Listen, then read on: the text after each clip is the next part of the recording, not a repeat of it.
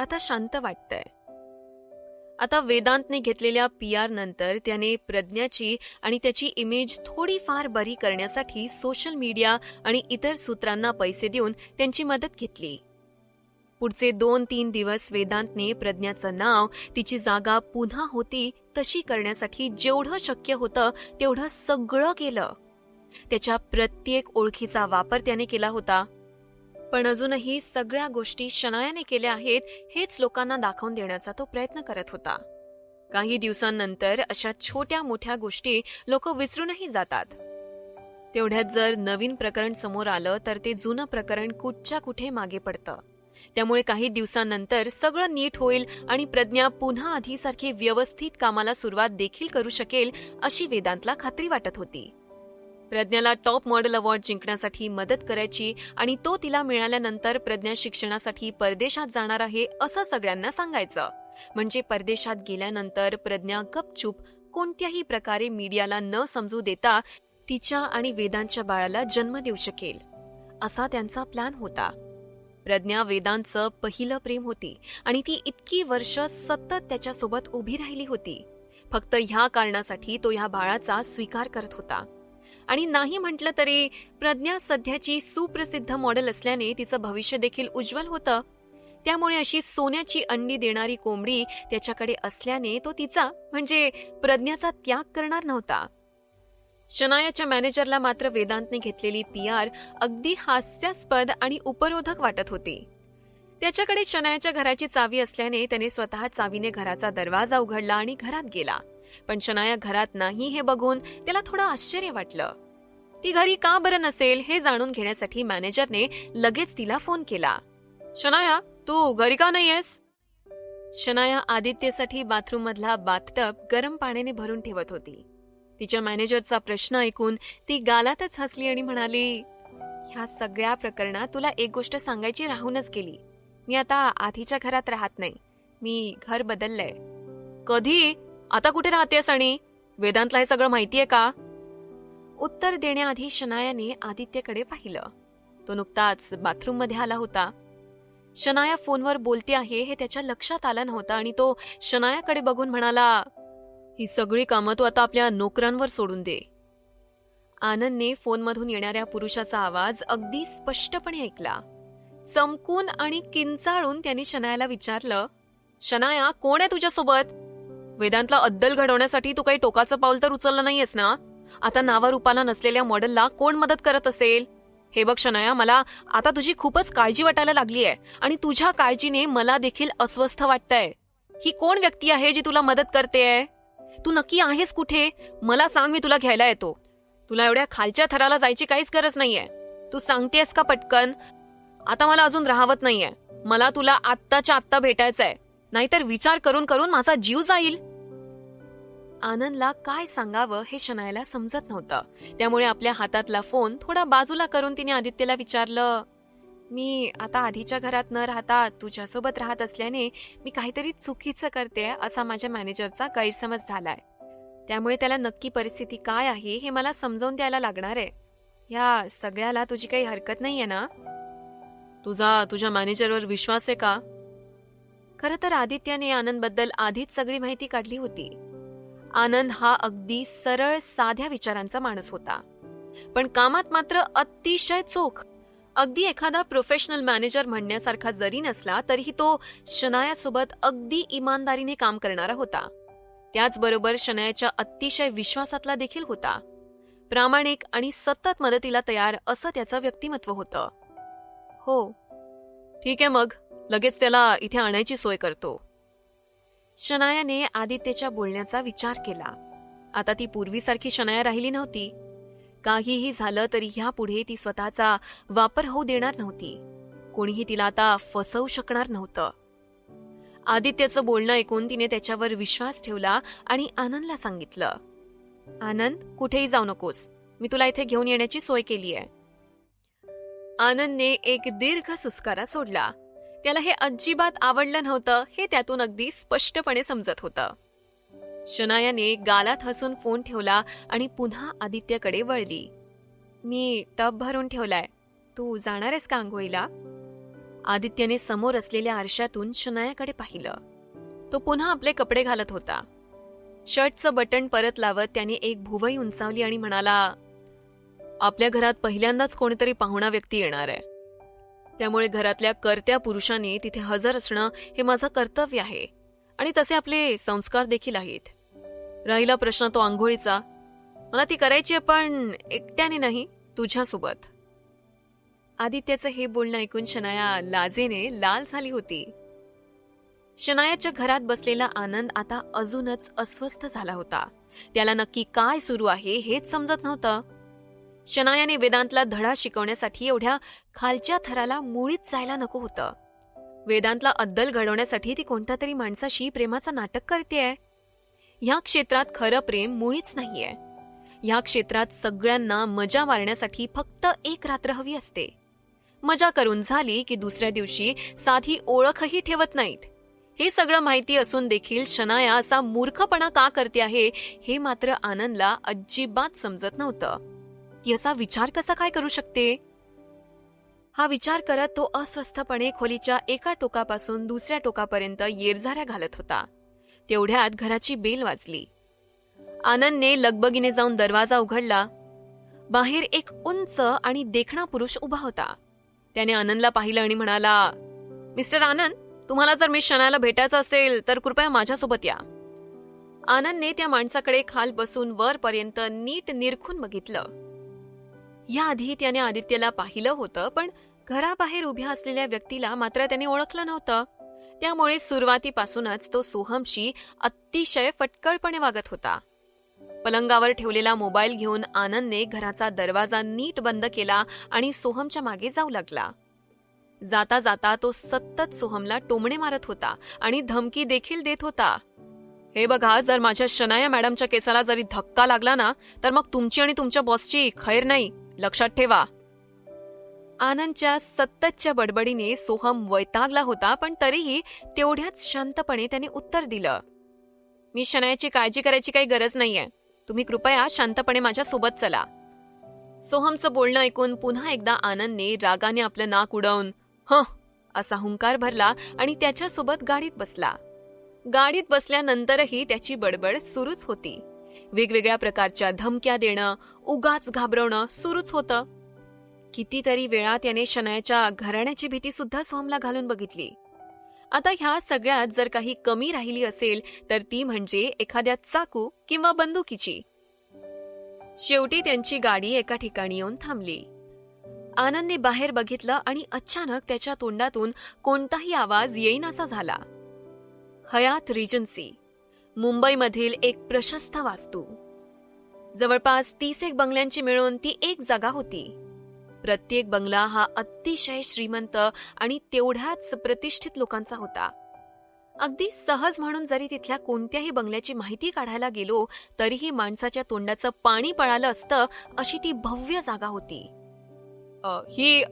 तू कोण आहेत? कोण तुमचे बॉस?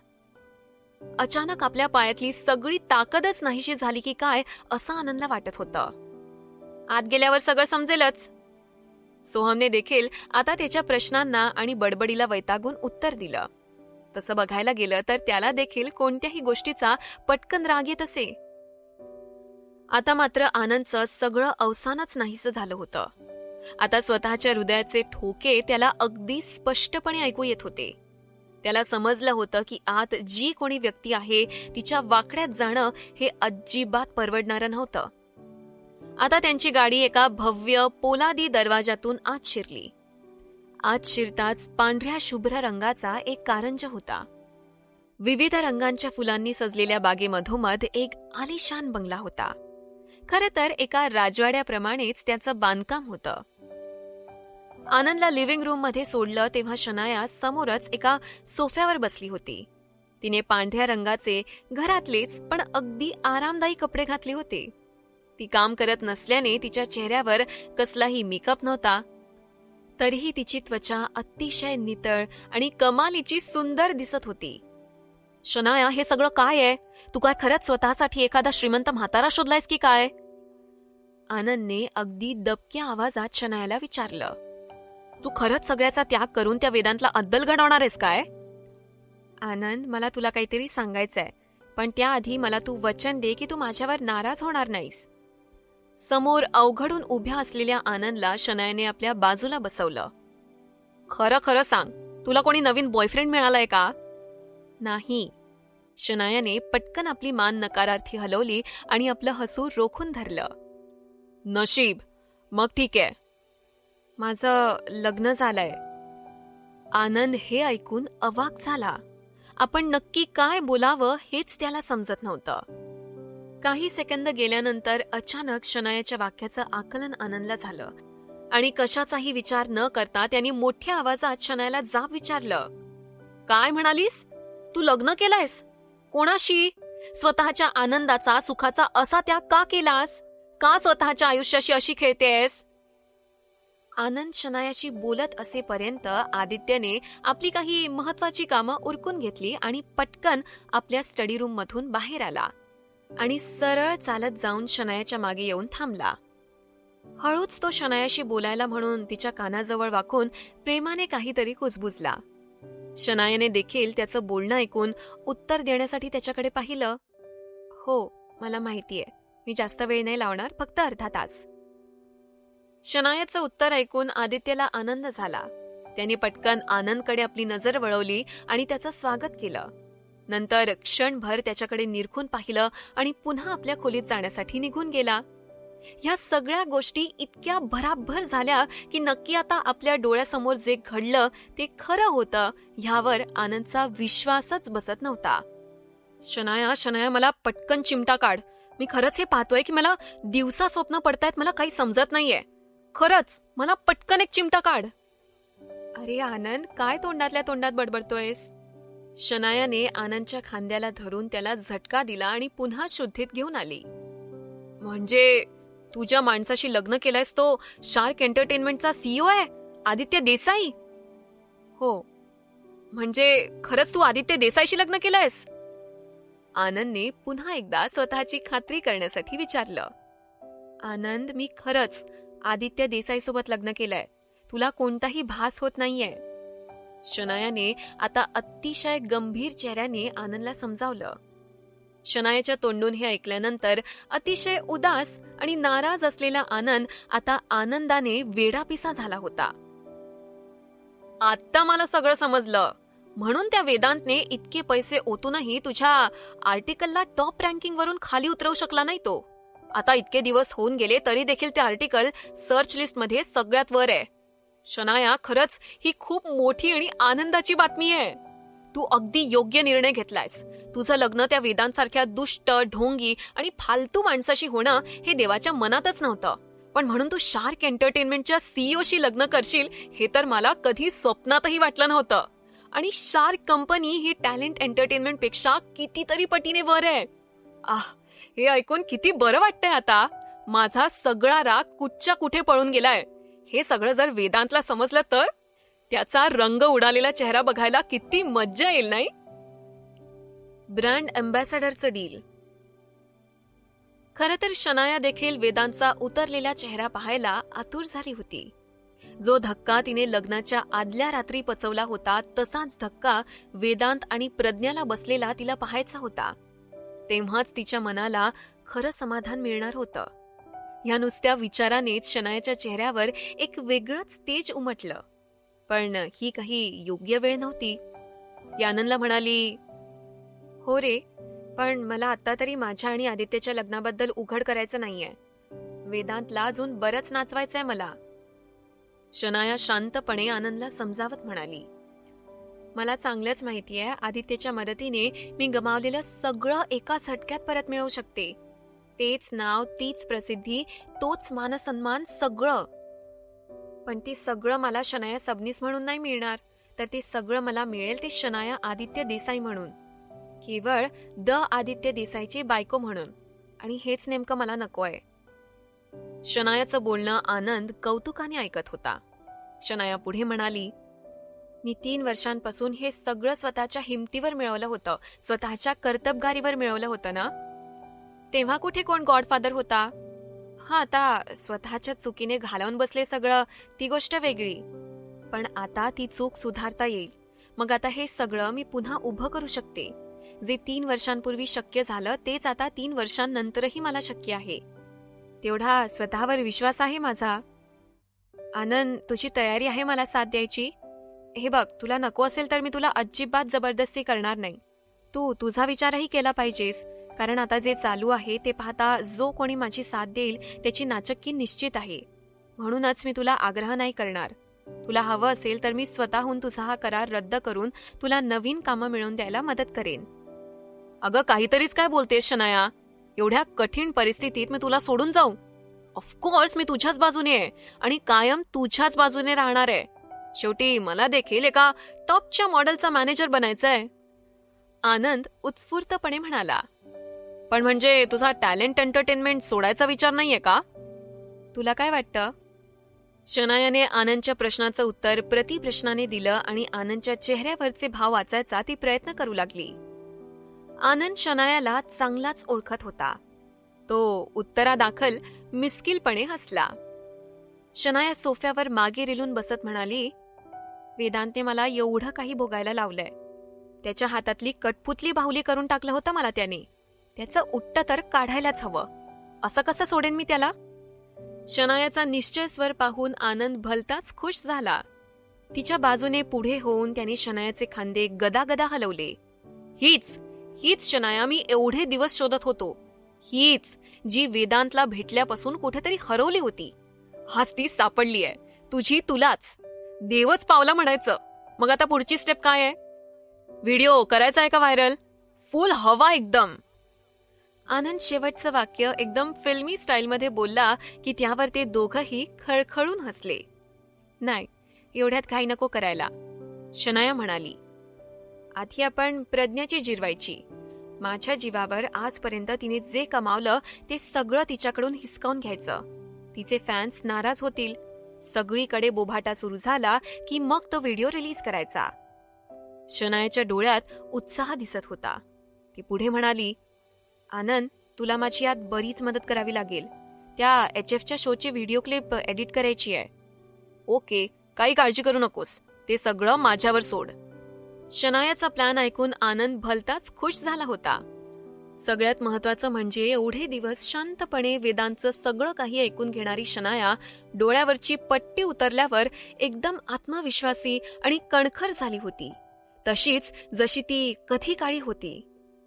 आनंद फार वर्षांपूर्वीपासून तिचा मॅनेजर म्हणून काम पाहायचा. दोघांमध्ये चांगली मैत्री देखील झाली होती. त्यामुळे शनायाचे डोळे उघडलेले पाहून आनंद मात्र खूप खुश होता. त्यांचं बोलणं संपल्यावर शनायाने सोहमला सांगून आनंदला घरी पोचवायची व्यवस्था केली आणि ती त्यांच्या बेडरूमच्या दिशेने निघाली, जिथे हातात वाईन ग्लास घेऊन सोफ्यावर आरामात रेलून बसलेला आदित्य तिचीच वाट पाहत होता. शनायाची चाहूल लागताच त्याने मान वर करून तिच्याकडे पाहिलं आणि काहीही न बोलता हातातल्या वाईनचे घोट घेणं चालूच ठेवलं. शनाया मनातून बरीच नर्वस होती खरं तर, पण तरी देखील ती आदित्यच्या शेजारी जाऊन बसली. ती काही बोलायचा विचार करतच होती. एवढ्यात आदित्यच्या मजबूत हातांचा विळखा तिच्या खांद्यांवर पडला. आदित्यने तिला जवळ ओढून घेतलं आणि आपले वाईनमध्ये बुडलेले ओठ तिच्या ओठांवर टेकवले. शनाया खरोखरच आदित्यच्या या कृतीमुळे बावचळून गेली होती. तिला खरं तर हे आवडत होतं, पण तिच्या मनात कसली तरी भीती, कसली तरी शंका होती. तिच्या मनातली घालमेल आदित्यच्याही लक्षात आली. तो लगेच बाजूला झाला. हे बघ शनाया, जरी आपलं लग्न झालं असलं तरीही मी तुला आधीच सांगितलं होतं की तुझ्यावर कसलीही जबरदस्ती केली जाणार नाही म्हणून. आताही तेच सांगतोय. तुझी तयारी नसेल तर आपण पुढे नको जायला.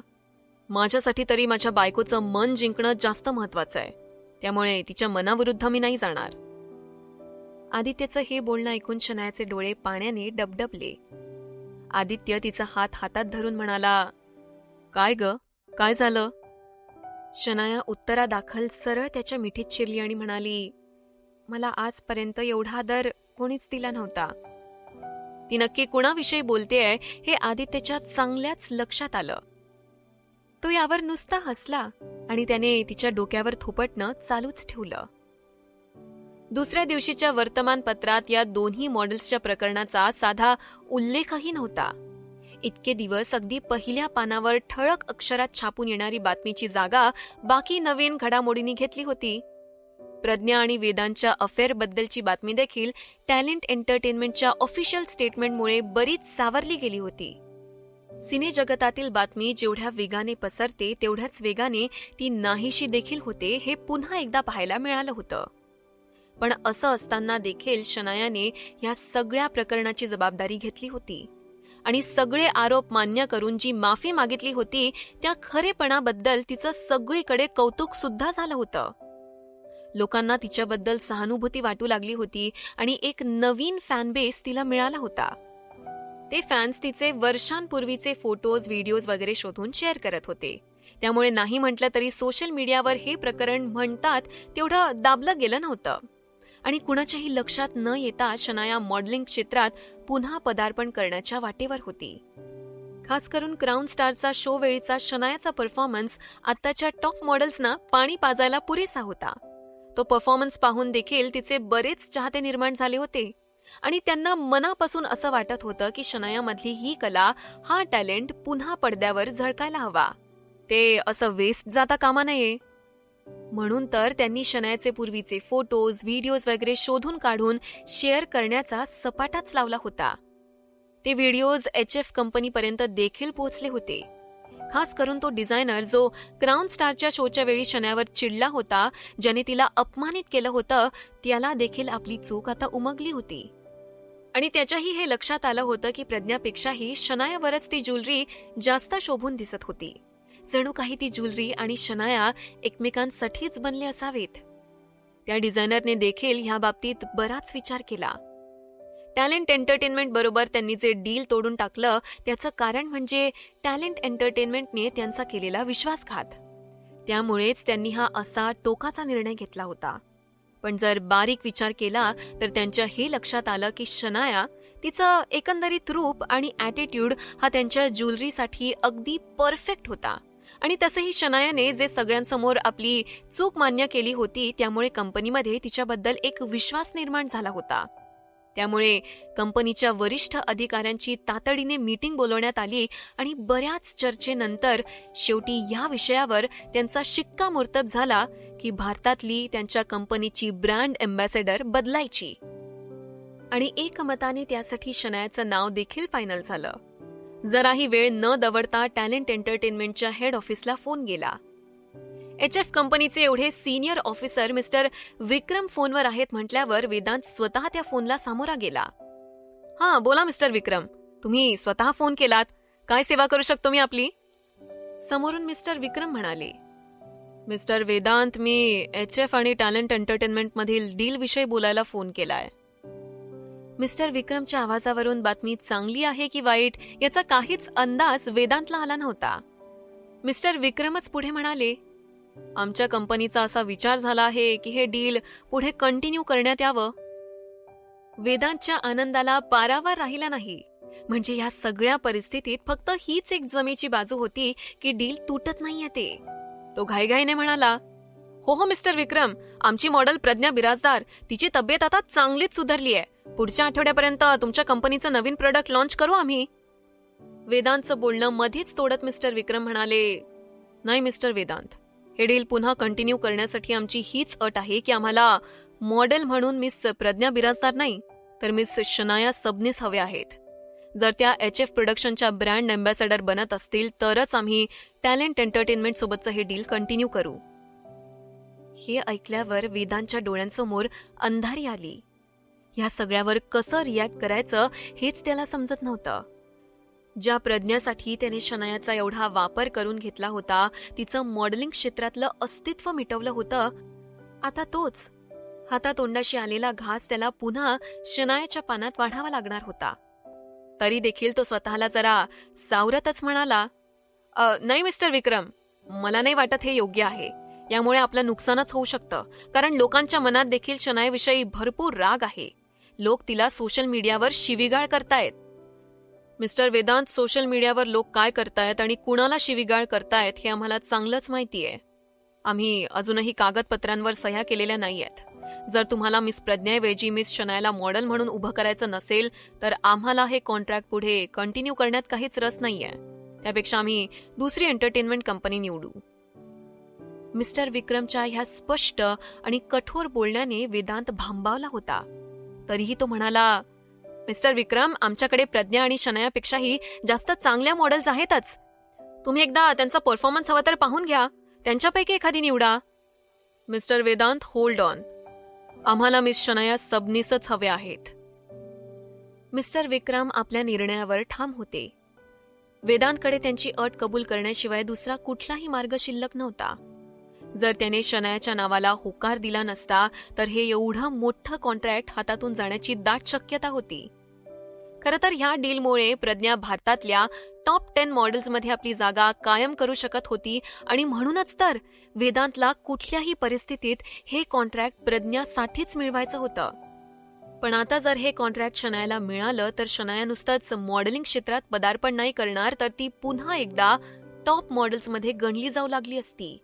आणि हे सगळं प्रकरण समजल्यावर प्रज्ञाने नक्कीच तमाशा केला असता. ही बातमी हा म्हणता आनंदपर्यंत पोचली की HF कंपनीतून वेदांतला फोन आला होता आणि त्यांनी ब्रँड अँबॅसेडर बदलण्याची मागणी केली असल्याचंही त्याला समजलं.